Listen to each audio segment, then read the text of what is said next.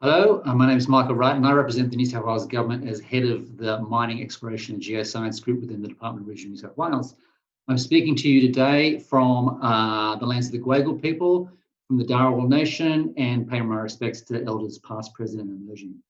Our mission is to make New South Wales the preferred destination across Australia for investment in mining and exploration. So today I want to give you an overview of what we're doing here in New South Wales to accelerate investment in mining and exploration. Now, New South Wales already is well set up to serve the mining and exploration sector. Regional New South Wales is Australia's largest and most diverse regional economy, accounting for 8.3% of Australia's GDP. Its rich resources has a strong met sector and a skilled workforce. Now, we've seen significant disruption, obviously, around the globe with COVID-19, but during this time, the New South Wales mining sector has performed remarkably well. But while most operators have weathered the crisis, some of our explorers have needed a little help. And that's why we have deferred payment of levies and fees for explorers. And that's also why the government's committed to, in these troubled times, helping explorers and miners alike by working to remove red and green tape to speed up the approval timeframes for both project and titles approvals. So New South Wales government is throwing its full support behind expanding and promoting the mining and exploration sector to capitalise on the opportunities, and there are opportunities as we plan for recovery from the pandemic. My department's working hard, not just with explorers, but with a range of businesses to invest and responsibly develop the resources of the state. We're building momentum and the word's getting out that New South Wales really is open for business. This includes committing more resources to key geoscience programs such as the NSW, with its focus on developing technologies to reduce the cost of exploring at depth. And this is particularly important for New South Wales. Something like 80% of the state's geology is buried deep below sediment cover and remains largely unexplored.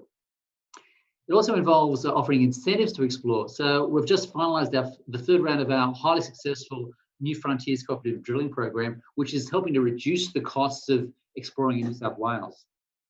And our geoscientific data and drilling incentive programs continue to underpin significant discoveries in this state, including recent, very promising copper, gold, porphyry discoveries in the state's central west. We've got support from our New South Wales Investment Concierge team to make doing business in the sector easier, particularly for our international investors.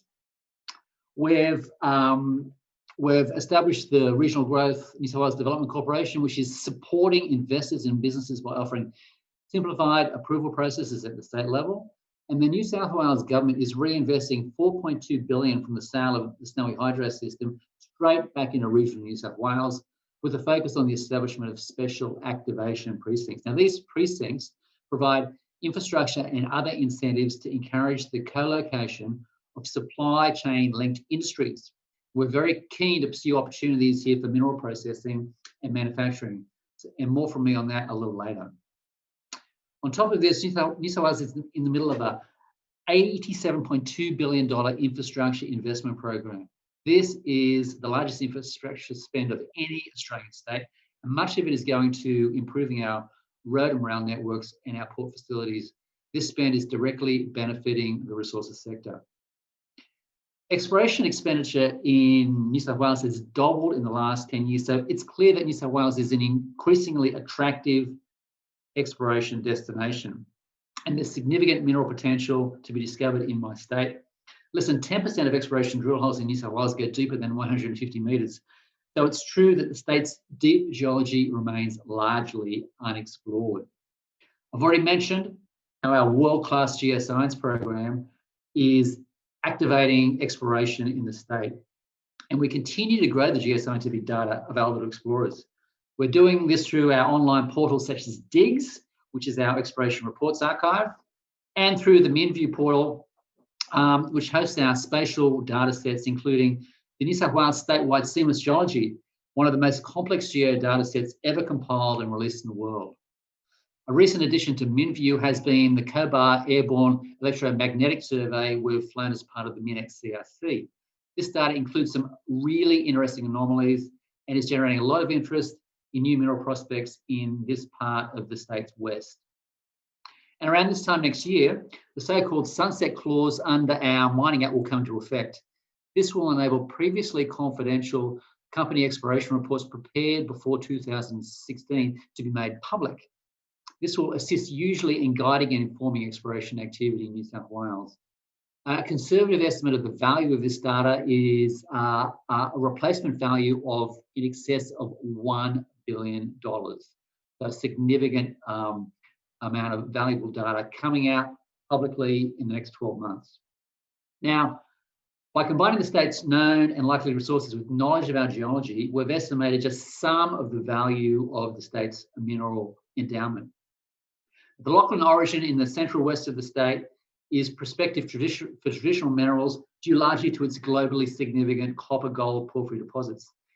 In terms of value, New South Wales has an estimated $148 billion worth of in-ground gold and $137 billion of in-ground copper. The majority of this gold and copper value comes from the Macquarie Arc in the Lachlan origin in the state's central west. And not surprisingly, the Lachlan origin also hosts the country's highest producing gold mine, Newcrest's Cadia mine, just outside of Orange, which last year announced a significant new expansion to its operations. And while Australia has the second largest known copper reserves globally, New South Wales holds the second largest copper endowment domestically behind South Australia. The Lachlan origin in the centre of the state is also home to much of the state's critical mineral resources such as cobalt and scandium. And the estimated value of this resource is well in excess of $250 billion. In fact, the Nyngan area in the centre of the state hosts the world's richest scandium deposits. And shovel-ready cobalt projects in New South Wales have the potential to be the largest producers of cobalt globally outside of the Democratic Republic of Congo. Going further, the mineral sand deposits of the Murray Basin in the state's southwest are worth something like $130 billion when exported for input to pigments. But there is potential for additional value add here if there is extraction to produce titanium. So lots of value in our mineral sands. And to top it all off, New South Wales hosts the world's largest lead, zinc, silver deposit at Broken Hill in the state's far west. So without doubt, New South Wales is a land of mineral riches with much more still to be discovered and extracted. Now, I mentioned previously the special activation precincts we're putting in place to coordinate and fast-track developments in regional New South Wales. These precincts will enjoy expedited planning approval processes and public investments in enabling infrastructure. A key example here is the centrally located Parks Special Activation Precinct.